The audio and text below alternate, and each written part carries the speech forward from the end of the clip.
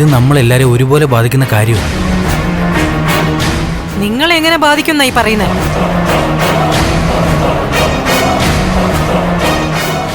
നഷ്ടം മുഴുവൻ പറ്റിയിരിക്കുന്നത് എനിക്കാ. എന്റെ മോനെ എനിക്ക് കൈവിട്ട് പോയിരിക്കുന്നേ.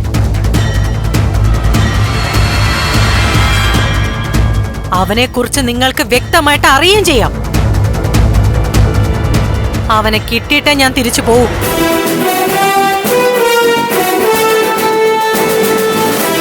സർ, നിങ്ങളുടെ യൂണിഫോമിനോട് നിങ്ങൾക്ക് ആത്മാർത്ഥത ഉണ്ടെങ്കിൽ ആദ്യം ഈ ഇസബെല്ലെ അറസ്റ്റ് ചെയ്യണം.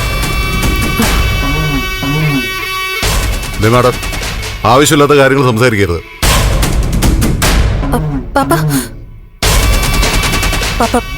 പാപ്പ ചെല്ല്.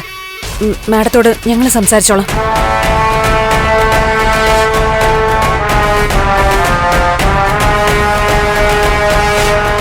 പ്ലീസ് പാപ്പ.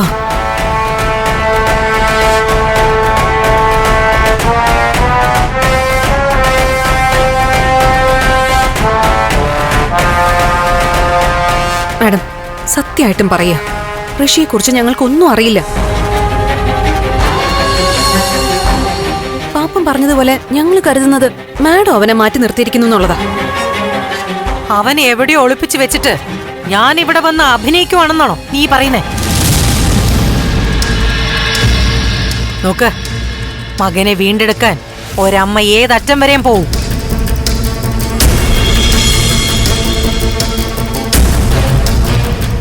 ആരോടും യുദ്ധം ചെയ്യും.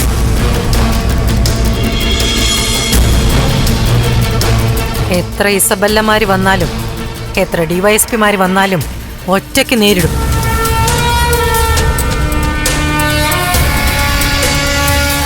കൂടുതലൊന്നും ഞാൻ പറയുന്നില്ല. ഋഷിയെ എത്രയും പെട്ടെന്ന് എന്റെ മുമ്പിൽ എത്തിക്കണം.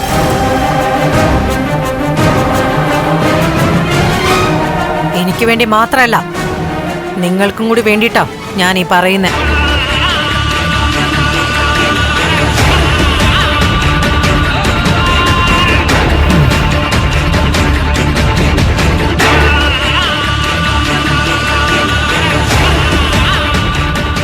ഒന്നും മനസ്സിലാവുന്നില്ലല്ലോ.